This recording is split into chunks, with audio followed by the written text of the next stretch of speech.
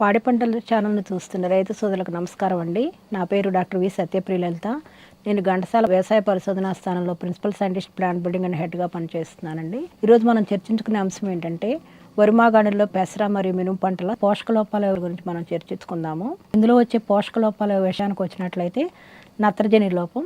ఏమవుతుందంటే కింద లేత ఆకులన్నీ లేత పసుపు రంగులోకి మారిపోతూ ఉంటాయి. కాండం కానీ వేరు కానీ సరిగ్గా పెరుగుదల లేక మొక్కలు బాగా బలహీనంగా ఉంటాయండి. 20 గ్రాముల యూరియాని లీటర్ నీటికి కనుక కలిపి 2 సార్లు వారం రోజుల వ్యవధిలో పిచికారీ చేసినట్లయితే నత్రజని లోపం నుంచి పైరును కాపాడుకోగలుగుతాము.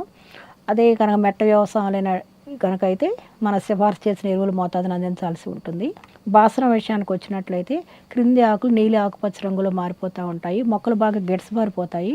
ఇంతేకాకుండా బాసరం లోపం వల్ల ఏమవుతుందంటే వేరు ఎదుగుదల కూడా తగ్గిపోతుంది అనమాట. కాబట్టి డిఏపిని 10 నుంచి 20 గ్రాములు 1 లీటర్ నీటికి కలిపి మనం పిచికారీ చేసినట్లయితే ఈ లోపం మనం తగ్గించుకోగలుగుతాము. పొటాషియం లోపం కనిపించే పొలాల్లో పైర్లు కింద ఆకుల అంచులు పసుపు రంగులోకి మారిపోతాయండి. దాంతోపాటు ఆకులు అంచుల నుంచి ఎండుకుంటూ వస్తుందన్నమాట. పూత మరియు తక్కువ వస్తుంది, గింజలు కూడా బరువు తగ్గిపోతాయి. కాబట్టి మ్యూరేట్ ఆఫ్ పొటాష్ని మనం కనుక పిచికారీ చేసినట్లయితే పొటాషియం లోపం నుంచి మనం పైరుని కాపాడుకోగలుగుతాము. మరొక ముఖ్యమైన ఇనుపధాతు లోపం ఇది కనిపిస్తూ ఉంటుంది. ఇది సివియర్గా ఉన్నప్పుడు ఏంటంటే ఆకులు మొత్తం కూడా కొన్ని తెల్లగా మారిపోతూ ఉంటాయండి. ఫెర్రస్ సల్ఫేట్ని 2 గ్రాములు కలిపి 1 లీటర్ నీటికి 2 సార్లు వారం రోజుల వ్యవధిలో పిచికారీ చేసినట్లయితే కనుక ఇనుపధాతు లోపం నుంచి మనం పైరుని కాపాడుకోగలుగుతాము. ముఖ్యంగా లవణ సాంద్రత వల్ల కూడా నష్టం కలుగుతూ ఉంటుంది. సాధారణంగా మినుము పెసర పంటలు లవణ ఎక్కువ ఉన్నప్పుడు తట్టుకోలేవండి. వరిమాగాణిలో మరో ప్రధానమైన అంశం ఏంటంటే ముఖ్యంగా కోస్తా తీర ప్రాంతాల్లో లవణ సాంద్రత వల్ల కలిగే నష్టం.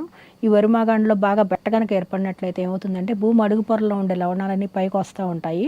దీనివల్ల ఏంటంటే పైరు లవణ సాంద్రత ఎక్కువయ్యే కొద్దీ ఆకులు దోనిలాగా ముడుచుకుపోతాయి అన్నమాట. అంచుల నుంచి ఎండుకుని వస్తుందండి.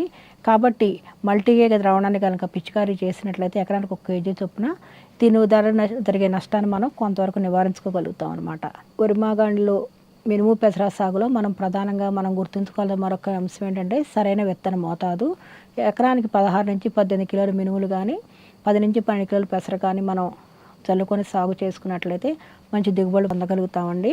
తక్కువ విత్తన మోతాదు వచ్చినప్పుడు ఏమవుతుందంటే కలుపు సమస్య వల్ల పైరు నష్టపోతాం, తద్వారా దిగుబడులు కూడా నష్టం జరుగుతుంది. విత్తన మోతాదు ఎక్కువైనప్పుడు ఏమవుతుందంటే మనం శిలీంధ్రాల వల్ల కానీ ఇతర తెగుళ్ళ నుంచి కూడా ఉధృతి ఎక్కువగా ఉంటుంది. అంతేకాకుండా నేల ద్వారా ఆశించే శిలీంధ్రాలు ఎక్కువై మొక్కలు చచ్చిపోవడం జరుగుతూ ఉంది. కాబట్టి రైతు సోదరులు ఈ అంశం మీద దృష్టి సారిస్తారని కోరుకుంటూ ఈ అవకాశాన్ని ఇచ్చిన పాడి పంటల ఛానల్ వారికి నమస్కారం.